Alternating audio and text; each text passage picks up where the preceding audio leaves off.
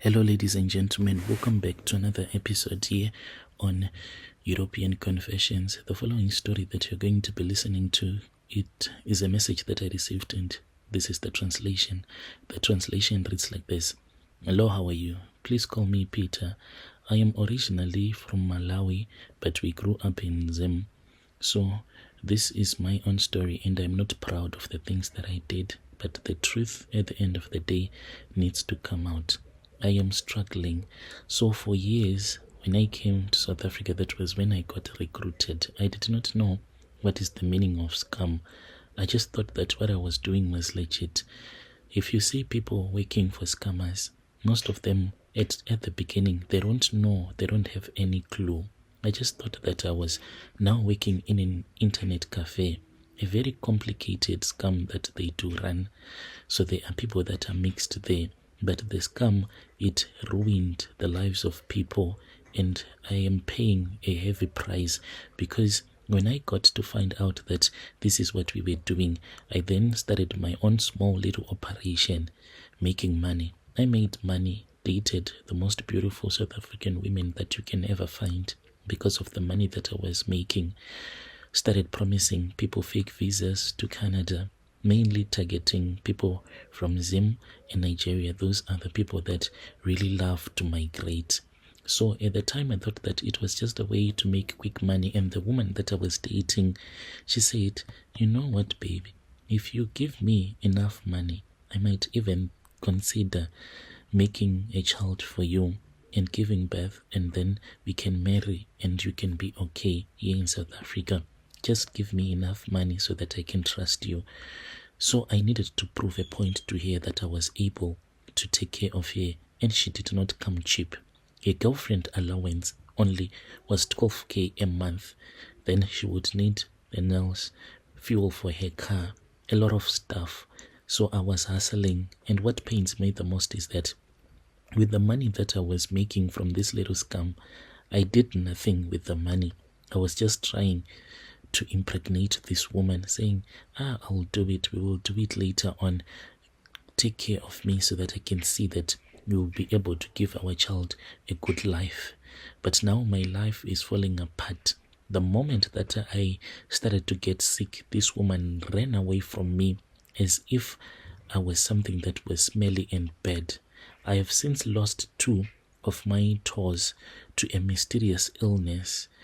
They just say that it is sort of like an infection, and they just need to amputate me, otherwise the infection can spread all over my body. It started like when I arrived in Johannesburg. I was working also at the cafe. Then at night I was working as a security guard.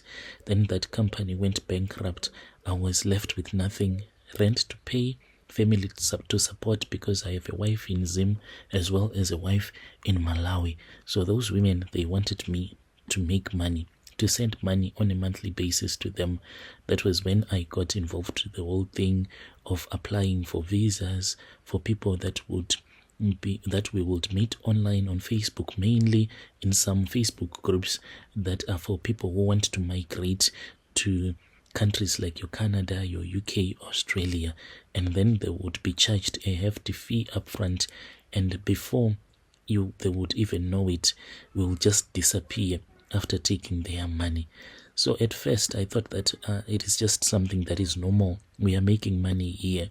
And then I did set up my small little office in Pretoria, also pretending as if I was assisting. Mainly, I loved your Zim people who did not have proper documentation in South Africa. Then I would tell them that, I have so many connections, even a fake phone line, playing recorded messages from Canadian officials that were saying that the visa is almost ready, the person just needs to pay. Like, we were working with a lot of people, and the money usually that was being charged for you to start the visa process, maybe from 20k to 50k, depending on the type of visa that you want. People are really desperate. I don't want to lie to you.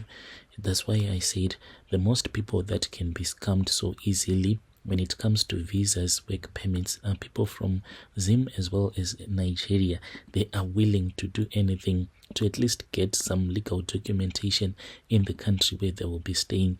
And this leaves them in a position where they can have their money stolen just like that.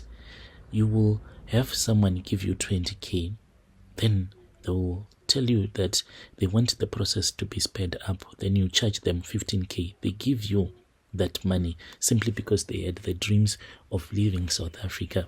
Things started falling apart in late 2018 when one of my clients, he was a Nigerian woman who was running a couple of hair salons. We told you that in Australia they were taking people that did this hair salon stuff. Since she went to university, she had all the papers and it was going to be easy for her to immigrate there.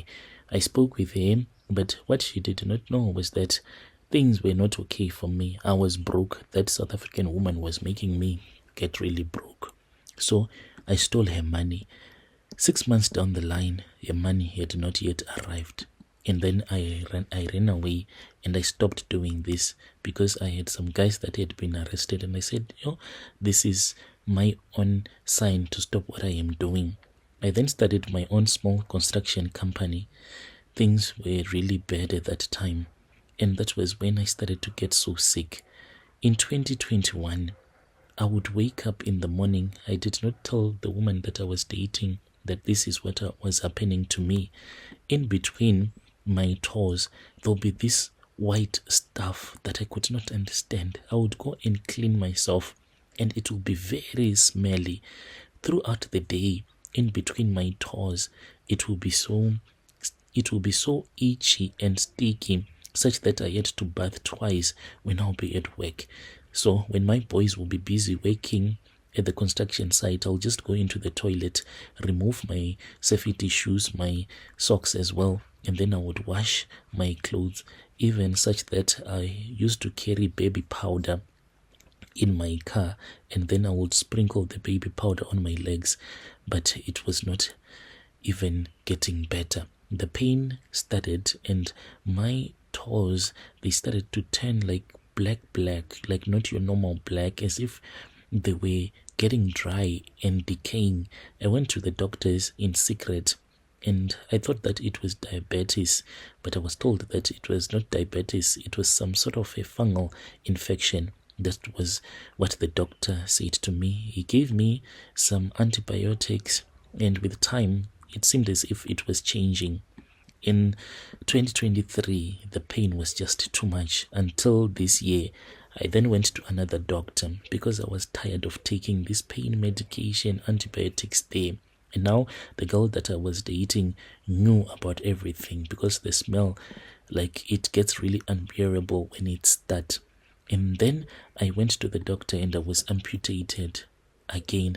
That was when I went to this other Malawian friend who connected me to a Sangoma from my country. So the man told me straightforward that there is a woman called Ifeoma whom you scammed. That woman, she is the one who cursed you. And now I have to return the money to all the people that I scammed, which is over 100 people. How will I be able to repay them? Like I told you, some of these people, they would pay as much as 50k.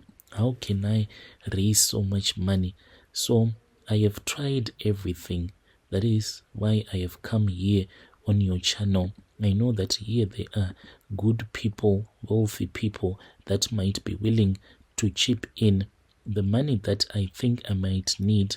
If there are people who might raise at least 500,000 rands so that I can pay some of these people, then I'll be okay. I do not want to lose my life.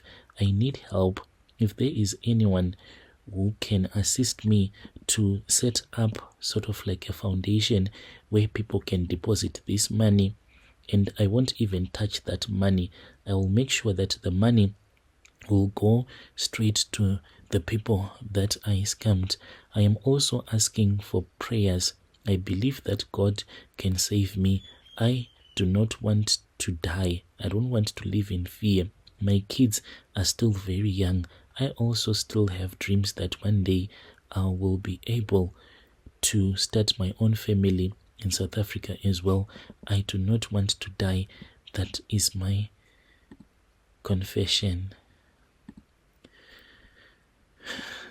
Dear listeners, right there was a message that was sent to us by one of our brother. 500,000 rands, that is what he wants to settle his bills.